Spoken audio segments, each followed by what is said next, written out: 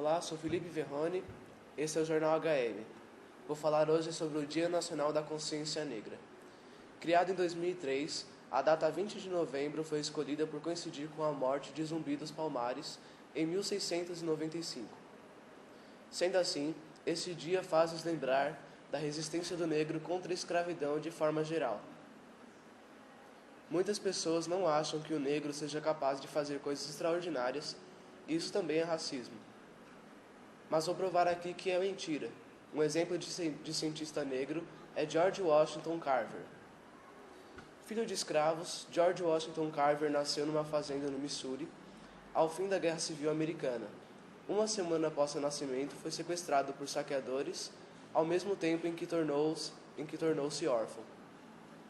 Após voltar para sua terra natal, Susan Carver o ensinou a ler e escrever, pois as escolas locais não aceitavam estudantes negros. Carver tomou gosto pelo aprendizado. Estudou por conta própria e, ainda criança, conduziu experimentos biológicos do seu próprio feitio. Mais tarde, conseguiu um diploma de mestre no Iowa State Agricultural College e construiu uma reputação como um brilhante professor e cientista, com talento extraordinário para explorar e inovar o campo da agricultura. Os maiores feitos de George Washington Carver foram na área da botânica. No período após a Guerra Civil, várias famílias negras viviam em pequenas fazendas, subsistindo da agricultura, principalmente do algodão. Carver desenvolveu um método rotativo de colheitas alternativas, como amendoins, soja e batatas doces, que, além de diminuir a dependência do algodão, contribuía para a nutrição dessas famílias.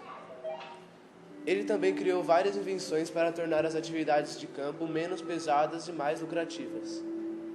Carver raramente patenteava seus inventos, escolhendo dividir suas ideias de graça. Entre seus feitos, o mais popular foi a descoberta de cerca de 100 produtos derivados do amendoim, úteis para fazendas e lares, como cosméticos, tinturas, plástico, gasolina e nitroglicerina.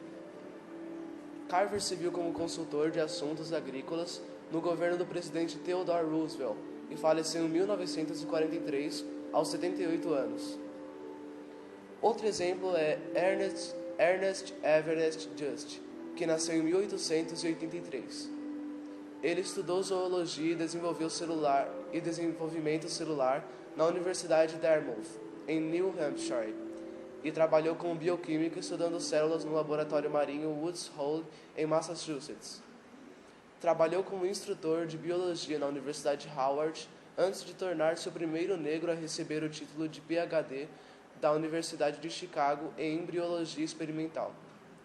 Just foi pioneiro nas pesquisas de fertilização, divisão e hidratação celular, e dos efeitos da radiação carcinogênica em células.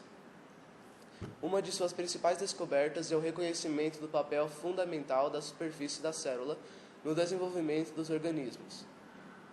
Frustrado com o racismo que o impedia de ser contratado pelas grandes universidades americanas, Just mudou-se para a Europa em 1930.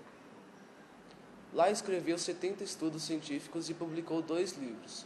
Além desse grande legado, Ernest Everett Just marcou a sociedade da época por sua habilidade em conquistar um nível superior de educação, apesar dos obstáculos raciais que enfrentou.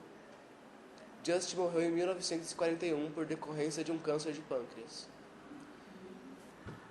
Aqui estão outros inventores que você pode pesquisar: a astronauta Mae Jemison, Charles Henry Turner, Percy Julian, Patricia Beth, Neil deGrasse Tyson e o negro mais famoso do Brasil, Zumbi dos Palmares. Ele nasceu em 1655. Por volta de 1678, o governador da capitânia de Pernambuco, cansado do longo conflito com o Quilombo de Palmares, se aproximou do líder de Palmares, Ganga Zumba, com uma oferta de paz. Foi oferecida a liberdade para todos os escravos fugidos se o Quilombo se submetesse à autoridade da coroa portuguesa. A proposta foi aceita pelo líder, mas Zumbi rejeitou a proposta do governador e desafiou a liderança de Ganga Zumba. Prometendo continuar a resistência contra a opressão portuguesa, Zumbi tornou-se o novo líder do Quilombo dos Palmares.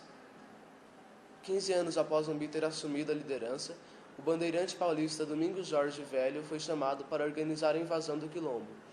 Em 6 de fevereiro de 1694, a capital de Palmares foi destruída e Zumbi ferido. Apesar de ter sobrevivido, foi traído por Antônio Soares e surpreendido pelo capitão Furtado de Mendonça em seu reduto, talvez a Serra Dois Irmãos. Apunhalado, resiste, mas é morto com 20 guerreiros quase 2 anos após a batalha, em 20 de novembro de 1695. Teve a cabeça cortada, salgada e levada ao governador Melo de Castro. No Recife, a cabeça foi exposta em praça pública no Pátio do Carmo, visando desmentir a crença da população sobre a lenda da imortalidade de Zumbi. Morreu aos 40 anos em 1695 no Brasil colonial. Zumbi foi o último dos líderes do Quilombo dos Palmares, o maior dos quilombos do período colonial. Esse foi o Jornal HM. Obrigado, até a próxima.